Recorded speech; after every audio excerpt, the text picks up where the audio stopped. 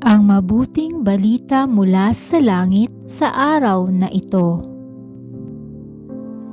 Aleluya, aleluya. Dinggin ninyong lahat ngayon ang tinig ng Panginoon sa loob na mahinahon.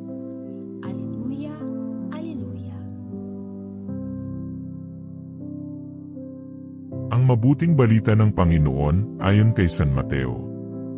Pinupuri ka namin, Panginoong Hesukristo. Noong panahong iyon, muling nagsalita sa mga punong saserdote at matatanda ng bayan si Jesus sa pamamagitan ng talinghaga. Sinabi niya ang paghahari ng Diyos ay katulad nito. Naghandog ng isang piging ang isang hari sa kasal ng kanyang anak na lalaki. Sinugo niya ang kanyang mga alipin upang tawagin ang mga inanyayahan, ngunit ayaw nilang dumalo.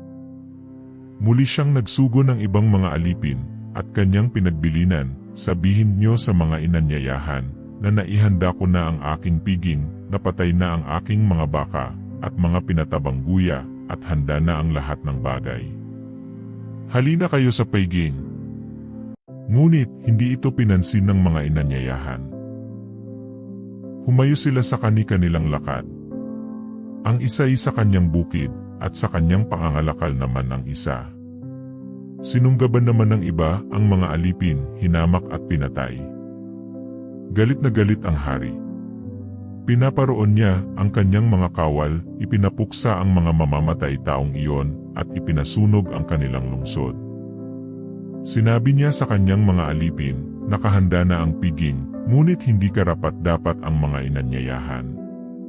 Kaya't pumunta kayo sa mga lansangang matao, at inyong anyayahan sa kasalan, ang lahat ng makita nyo. Lumabas nga sa mga pangunahing lansangan ang mga alipin, at isinama ang lahat ng natagpuan, masasama't mabubuti, anupat na puno ng mga panauhin, ang bulwagang pangkasalan.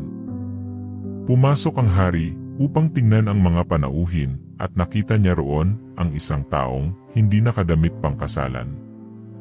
Kaibigan, bakit ka pumasok dito, nang hindi nakadamit pangkasalan? Tanong niya.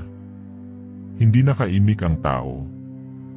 Kaya't sinabi ng hari sa mga katulong, gapusin niyo ang kanyang kamay at paa, at itapon siya sa kadiliman sa labas. Do'y mananangis siya, at maggangalit ang kanyang ngipin. Sapagkat marami ang tinatawag, ngunit kakaunti ang nahihirang.